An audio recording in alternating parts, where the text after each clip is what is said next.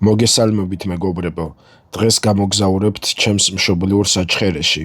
ზამთრის მოკლე დღის, თოვლისა და დასველების მიუხედავად, ვფიქრობ მაინც კარგი ვიდეო გამოვა. გამოიწერეთ ჩემი არხი და დატკბით ჩვენი ისტორიული მემკვიდრეობით. მეგობრებო, მოვედით ჩემს მშობლიურ მხარეში, ვიმყოფები საჩხერეში, ჩემს უკან არის მოდინახეს ციხე და მინდა დღეს დაგავთვალიერებინოთ საჩხერის ღირსშესანიშნაობები. მოდინახე მეტნაკლებად ბევრმა იცის, თუმცა გვაქვს ისეთი ციხეები და ეკლესიები, რომლებიც ნაკლებად იცის საზოგადოებამ და მინდა დაგავთვალიერებინოთ და თქვენც გამოყვებით, იმოგზაურეთ და დატკბით ჩვენი საუნჯით, ჩვენი ისტორიული მემკვიდრეობით.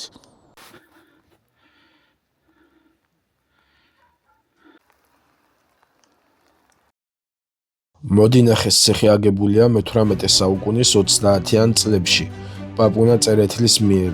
გადმოცემის თანახმად, სასიმამროს პაპუნასთვის უარი უთქვამს ქალიშვილის გატანებაზე. მიზეზად კი ის დაუსახელებია, რომ მას ციხე არ ჰქონდა. ამის შემდეგ პაპუნა წერეთელს ციხე აუშენებია და სასიმამროსთვის შეუთვლია: მოდი ნახეო. ციხე სხვადასხვა დროს ეკუთვნოდა ფალავანდიშვილების და საჩხერელი წერეთლების ფეოდალურ საგვარეულოებს. 1735 წელს მოდინახეს ციხეში თავს აფარებდა იმერეთის მსხვილი ფეოდალი პაპუნა წერეთელი, რომელიც მეფეს აუჯანყდა. იმერეთის მეფე ალექსანდრე მეხუთემ რამდენჯერმე სცადა ციხის აღება, მაგრამ უშედეგოდ. 1766 წელს იმერეთში ოსმალთა ლაშქრობის დროს მოდინახეს ციხეში გაიხიზნა მეფე სოლომონ I.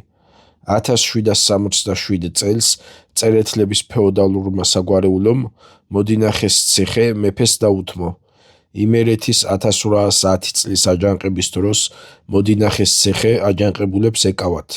იმავე წლის მარტში რუსული არმიის ნაწილებმა აიღეს ციხე და იქ თავისი გარნიზონი ჩააყენეს. შემდგომში მოდინახეს ციხემ დაკარგა სტრატეგიული მნიშვნელობა. 1991 წლამდე მოდინახეს კედლები თითქმის სრული სახით იყო შემორჩენილი და მას 7 კოშკი ამშვენებდა, მაგრამ 1991 წლის აპრილის მიწისძვრამ ციხე ისე დააზიანა, რომ მისი კოშკების კვალი რთულად შესამჩნევი იყო, თუმცა დღეს ის უკვე რესტავრირებულია. ციხიდან იშლება ულამაზესი ხედები მდინარე ყვირილის ხეობაზე, ასევე იმერეთისა და რაჭის მთებზე.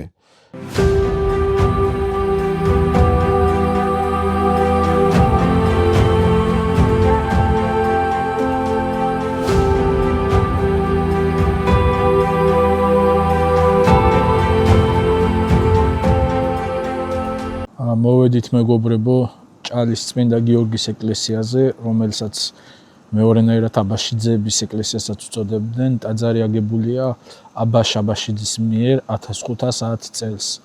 ტაძარში არის შესანიშნავი ფრესკები, მართალია ცოტა აზიანდება, თუმცა დაწყებულია სამუშაოები კონსერვაციის მიზნით. ეს ფრესკები გვაძლევს შესაძლებლობას გავიგოთ და დავინახოთ დღეს თუ როგორ იმოსებოდა მე-16 საუკუნის დიდებული აზნაური თავადი, აქვთ გამორჩეული და განსხვავებული სამოსები, ქუდები, რასაც ვიდეოში ნახავთ.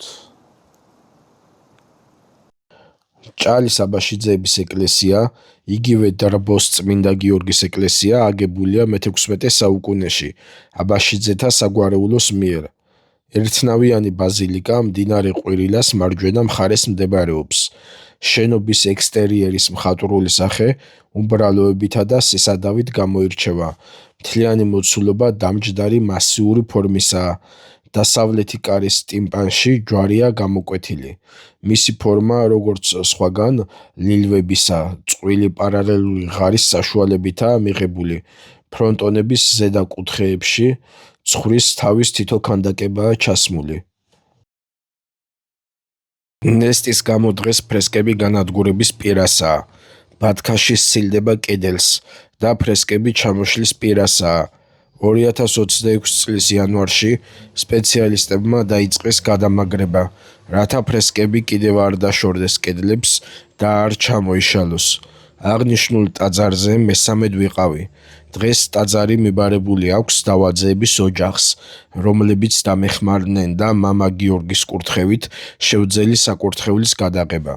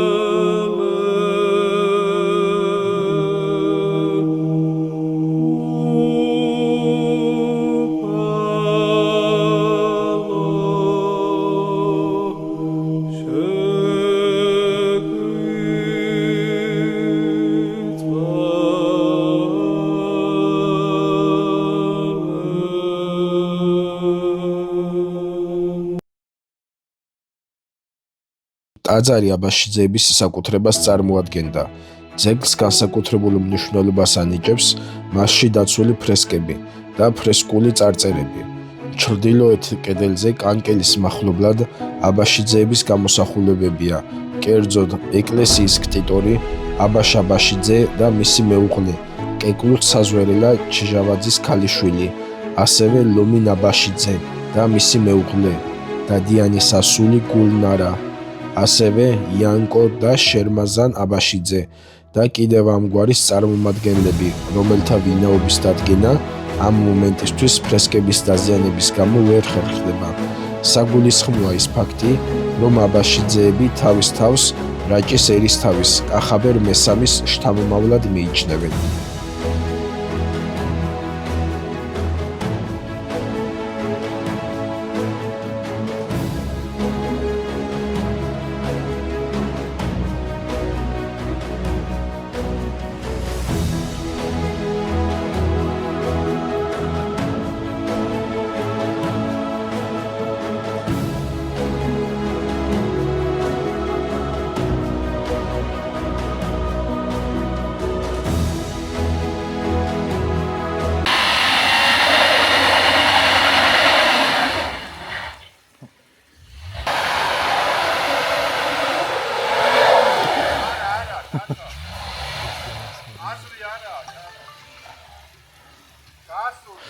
დავითის მცდელობა უშედეგოა. ამიტომ გავუყვეთ ფეხით. მეგობრებო, მანქანა ვერ ამოვიდა ბოლომდე თოვლის გამო და დაახლოებით 600 მეტრი გვაქვს გასავლელი ზედასპეთის ეკლესიაზე. დაახლოებით ნახევარი უკვე გამოვიარე და მივიდეთ ზემოთ და გაჩვენებთ. ზაფხულზე გასაოცარი ხედები იშლება მთელს ხეობაზე, თუმცა ახლა ნისლია და არ ვიცი რამდენად იქნება ხედები და სივრცე.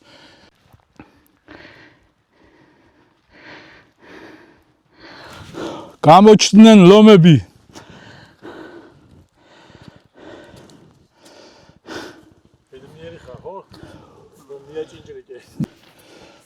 ჩვენი გზა ტაძრამდე. ადრე 2019 წელს საერთოდ არ იყო აქ ბეტონის გზა და მაშინ ზაფხულზე გაგვიჭირდა. ახლა ბეტონი არის, თუმცა თოვლის გამო ვერ ამოვედით. აი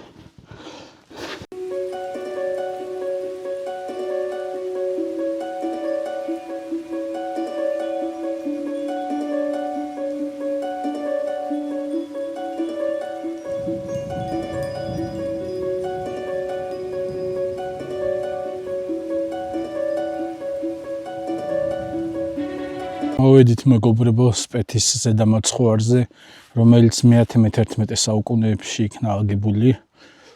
ტაძარი მდებარეობს სტრატეგიულ სიმაღლეზე. აქედან შესაძლებელი იყო ყვირილის ხეობის კონტროლი, აღსანიშნავია და გამორჩეულია ტაძრის კანკელი, რასაც კადრებში ნახავთ. შევატრიალებ კამერას, წინ არის უზარმაზარი სივრცე. სპეთის ზედამაცხოვარი აგებულია მე-11 საუკუნეებში და მდებარეობს სოფელ სპეთის ტერიტორიაზე, მდინარე ყვირილას ხეობაში. ის აგებულია სტრატეგიულ სიმაღლეზე, ტაძრიდან ხედები იშლება საჩხერის სოფლებზე. აქედან შესაძლებელი იყო ცხინვალი ჯავის გზით ზემო იმერეთში მიმავალი გზის ვიზუალური კონტროლი და ჩიხისა და მოდინახეს ციხეებისთვის ინფორმაციის გადაცემა. სახელწოდება ზედამაცხოვარი მკვიდრდება მე-19 საუკუნიდან, მას შემდეგ რაც სპეთში აიგო მაცხოვრის სახელობის მეორე ეკლესია, რომელიც უშუალოდ სოფელში მდებარეობდა და ძველი ეკლესიის ქვემოთ იდგა. ამჟამად სპეთში ორი ტაძარია, ზედამაცხოვარი და ქვედამაცხოვარი. მეორე ეკლესია 1991 წლის მიწისძვრამ ნაწილობრივ დაანგრია და სოფლის მოსახლეობამ შემდგომში აღადგინა. რაც შეეხება ზედამაცხოვარს, მისი ქტიტორის ვინაობას ჩვენამდე არ მოუღწევია. ცნობილია, რომ ტაძარი აშენებულია მე-11 საუკუნეების მიჯნაზე და წარმოადგენს ერთნავიან დარბაზული ტიპის ნაგებობას. მისი არქიტექტურული იერი საუკუნეების მანძილზე არ შეცვლილა. მისთვის არ მიუშენებიათ გარშემოსავლელი და ვერც 1991 წლის მიწისძვრამ დაატყო თავისი კვალი. მიუხედავად ამისა, ძეგლს პრობლემები ნამდვილად არ აკლია. ეკლესიის აღმოსავლეთ კედელზე განთავსებული ორი ასომთავრული წარწერა, რომელიც ფრაგმენტულადაა შემორჩენილი და შესაძლოა უახლოეს მომავალში საერთოდ განადგურდეს. მძიმე მდგომარეობაშია ფასადი, ქვის გადახურვა, ნესტისაგან დაწყებულია ქვის დაშლის პროცესი და საჭიროებს სასწრაფო კონსერვაციას. სპეთის ზედამაცხოვრის ყველაზე დიდ ღირსშესანიშნაობას მისი კანკელი წარმოადგენს, რომელიც თაბაშირისაა და მე-11 საუკუნეშია დამზადებული და ავთენტური სახით შემორჩა. სპეთის კანკელის შესახებ ცნობებს ვახუშტი ბატონიშვილიც გვაწვდის.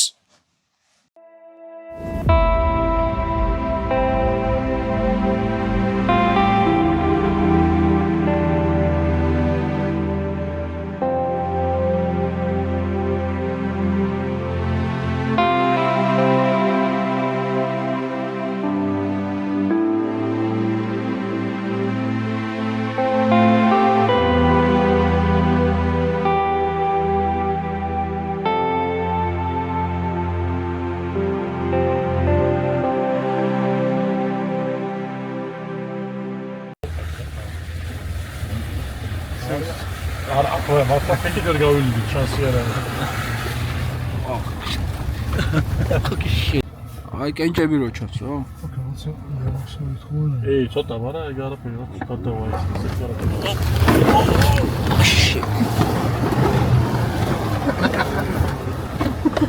ჩემსგენ აიღე არაფერი რა უქნია ეს ტექნარი გადმოუტანია ის მე გადმოუტანია იმსედანებს და აი ხო ჩვენი მგელი იყიდება ბარო გავაკეთოთ რეკლამა მანქანის აი არ დავდივარ სახლის სამსახური ხონ სამსახური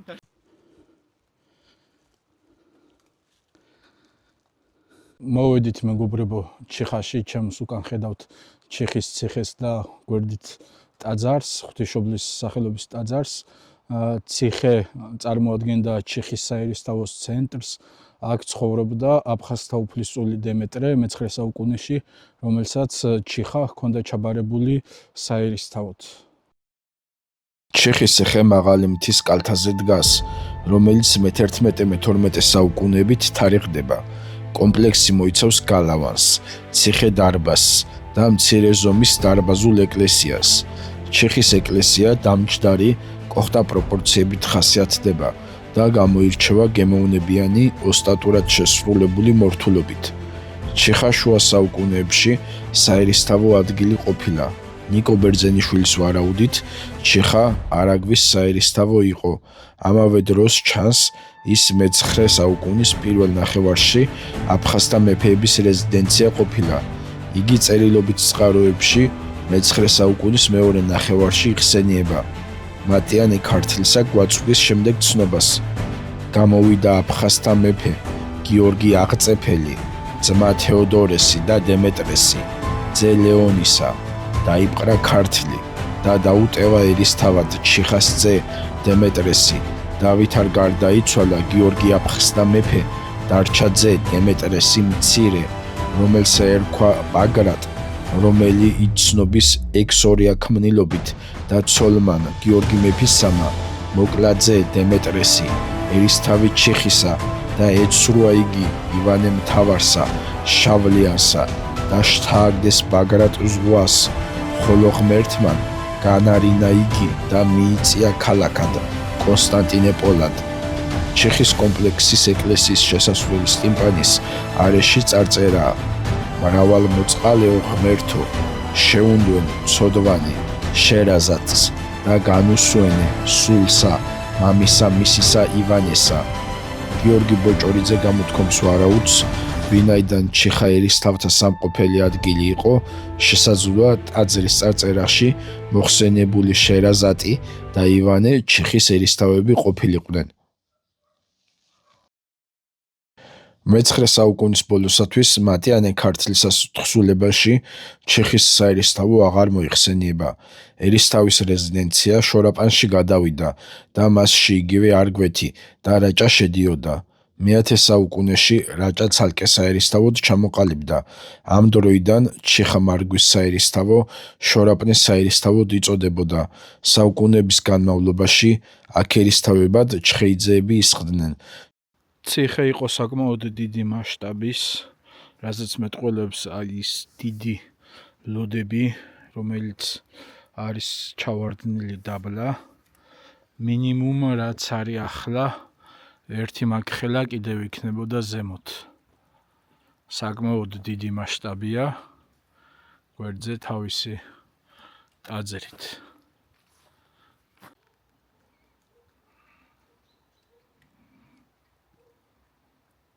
ჩიხის ღვთისმშობლის, იგივე წმინდა ბარბარეს ეკლესია ერთნავიანი ბაზილიკაა, აგებულია ქვითკირისაგან.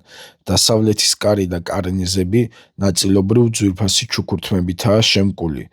ადგილობრივი მცხოვრებლის აბიათარ იაკობაშვილის თქმით, ძველად ეკლესია უფრო ჩრდილოეთით, კოშკისკენ მდგარა, თუმცა მოგვიანებით აქ გადმოუტანიათ.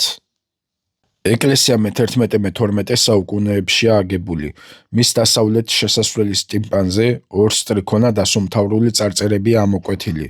ტიმპანი ნახევარწრიული ფორმის ქვის ფილაა. ფილის ცენტრში ზემოთ ტოლმკლავიანი ჯვრის რელიეფური გამოსახულებაა წარმოდგენილი.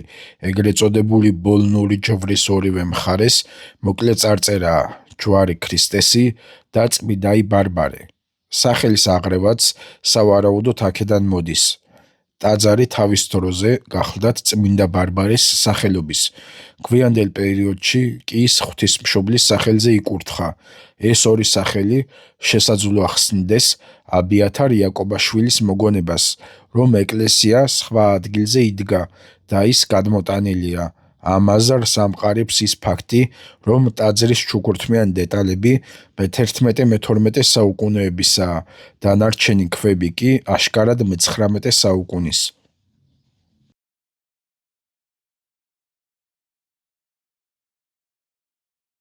ჩვენი დღევანდელი გასვლა ამით დასრულდა. გვქონდა სხვა ისტორიული ძეგლების ნახვის გეგმაც, თუმცა უამინდობამ ხელი შეგვიშალა.